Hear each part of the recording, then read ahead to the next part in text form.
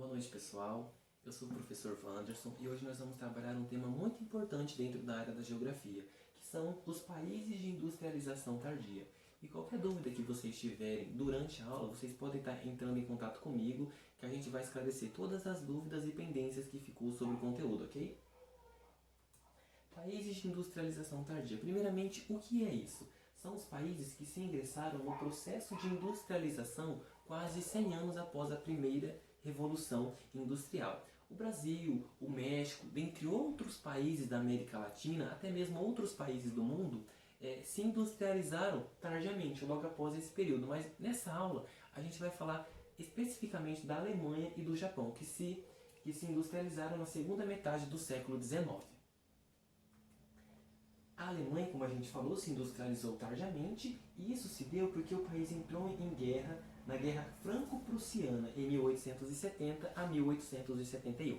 Como a gente sabe, a Alemanha era um país muito pequeno territorialmente, e para conseguir novos territórios para sua reunificação, a Alemanha entrou na Guerra Franco-Prussiana contra a Dinamarca, a Áustria e a França, onde a Alemanha ela venceu todas essas guerras contra esses países, inclusive contra os franceses, que eram seus vizinhos mais fortes, tanto economicamente como na sua área territorial.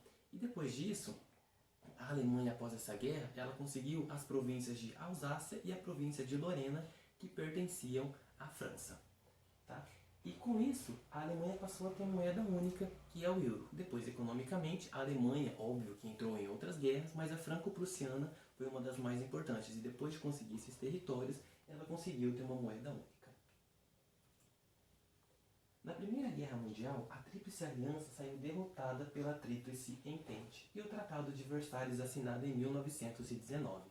A Tríplice Aliança era formada pela Alemanha, Áustria-Hungria e Itália, e saiu derrotada pela Entente, que era formada pela Rússia, França e Reino Unido. Depois ao longo da Primeira Guerra Mundial, a Alemanha queria entrar na Tríplice Entente. Ela conseguiu entrar, mas com o apoio do Império Otomano, que ela conseguiu entrar nessa Tríplice Entente. Mas muitas sanções foram colocadas para a Alemanha para ela poder entrar nessa nova Tríplice, como o Tratado de Versalhes. O Tratado de Versalhes, que era para pagar pesadas indenizações financeiras, grandes restrições militares e significativas perdas territoriais. Depois que a Alemanha perdeu essa guerra, ela também perdeu automaticamente as províncias de Alsácia e de Lorena, porque devolveu à França, que pertencia à Tríplice Entente. E depois disso ocorreu a divisão da Alemanha em Alemanha Oriental e Alemanha Ocidental. A Alemanha Oriental, que ficava mais na parte leste, passou a vigorar uma economia planificada, no qual os meios de produção era quase integralmente controlado pelo Estado. E a Alemanha Ocidental, que era uma Alemanha mais potente, estava mais na região oeste e ela era influenciada pelos Estados Unidos e passou a vigorar uma economia de mercado assentada na propriedade privada, tá? E na livre iniciativa e na concorrência. Aqui a gente tem um mapa de como se deu essa divisão. A Alemanha Oriental na parte leste e a Alemanha Ocidental mais na parte oeste, ambas com Berlim como capital, Berlim Oriental e Berlim Ocidental. Em 1990 ocorreu a unificação da Alemanha e teve Berlim como capital. Mesmo com o país perdendo território, a Alemanha entrou em decadência.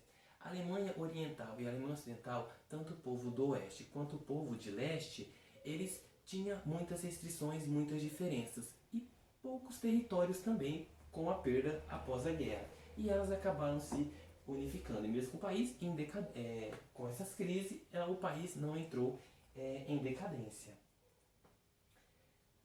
As indústrias que estavam instaladas ali na Alemanha, elas se instalaram nas proximidades dos rios Ruhr e nos rios Reno, pelos mesmos motivos do passado, que tinha reservas de carvão, facilidade de transporte, disponibilidade da mão de obra e um amplo mercado consumidor. E a crise nas indústrias da Alemanha Oriental após a reunificação.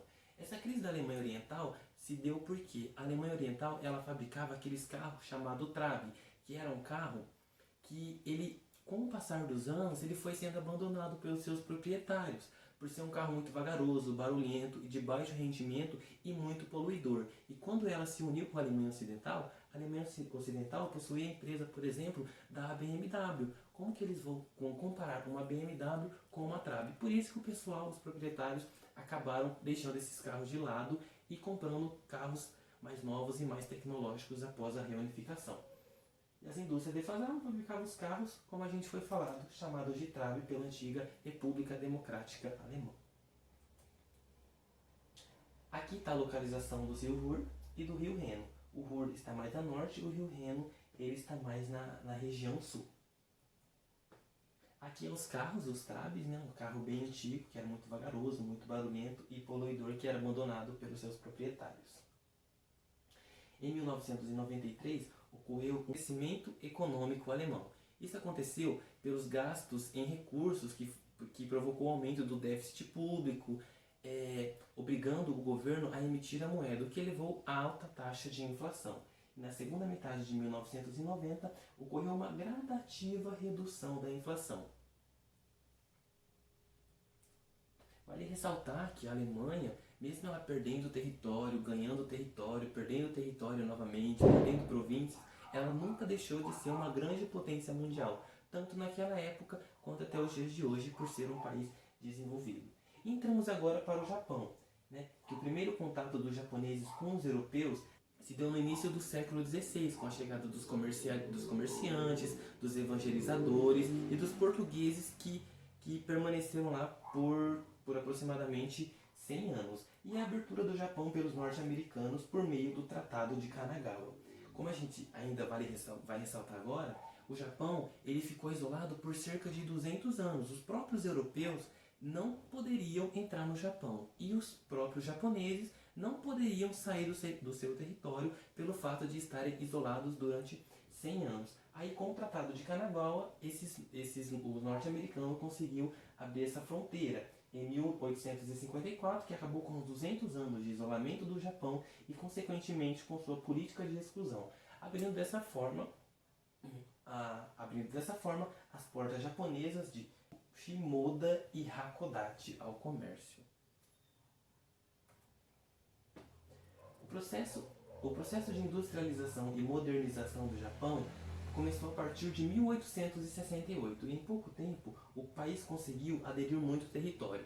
Assim como a Alemanha, o Japão ele era um país muito pequeno. O Japão ele conseguiu a vitória na Guerra Sino-Japonesa em 1894, né, que garantiu a ocupação de Taiwan, atual Taiwan hoje. E em 1910 também ela se anexou com as Coreias, tanto a Coreia do Norte quanto a Coreia do Sul, na guerra contra a Rússia. E os japoneses também tomaram as ilhas de Sakhalin, mais na região norte. Tá? Assim como os alemães, os japoneses também entraram em muitas guerras para conseguir novos territórios. Em 1937, o Japão iniciou uma confrontação total com a China, que se estabeleceram até a Segunda Guerra Mundial, que a gente vai falar um pouquinho mais para frente. Já passando mais para a Segunda Guerra Mundial, ocorreu um ataque surpresa na base naval de Pearl Harbor, no Havaí, nos Estados Unidos, em 1941. E como resposta, os americanos lançaram bombas atômicas na base de Hiroshima e Nagasaki em 1945, fazendo com que os japoneses se rendessem e foram declarados perdedores após a Segunda Guerra Mundial. Logo após a Segunda Guerra Mundial, ainda em 1945, ocorreu o Tratado de São Francisco, que era também chamado um acordo de paz com o Japão, que serviu para finalizar oficialmente a Segunda Guerra Mundial. Né? E como a gente sabe, até mesmo o Japão naquela época, até os dias de hoje, ela possui muito valor agregado em mercadorias. Lá no Japão possui muitas marcas famosas que a gente conhece e que a gente comercializa desde aquela época até hoje, como filmadoras, automóveis, carros, peças, motos da Honda, dentre outros. E aqui estão uma das principais marcas japonesas que são comercializadas em todo o mundo, como a Canon, a Toyota, a Sony, a Seiko, dentre outras. O Japão, ao lado dos Estados Unidos e União Europeia, é o líder em novas tecnologias na atual revolução industrial. Como a gente sabe, esses países são os líderes no que diz respeito à tecnologia durante a revolução industrial. E aqui embaixo, Tsukuba e Kansai. Tsukuba são a cidade das ciências que está localizado o Centro de Pesquisa, e a Cidade da Ciência de Kansai está localizados os laboratórios das empresas privadas. Tá?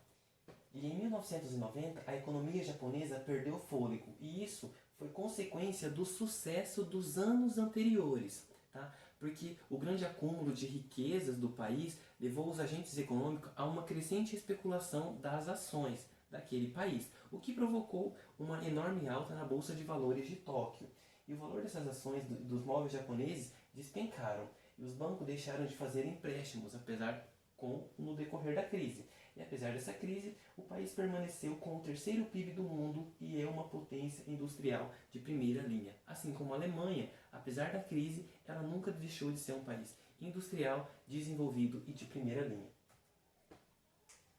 Essas aqui são as referências que eu utilizei para poder preparar esse slide e preparar a microaula. Muito obrigado.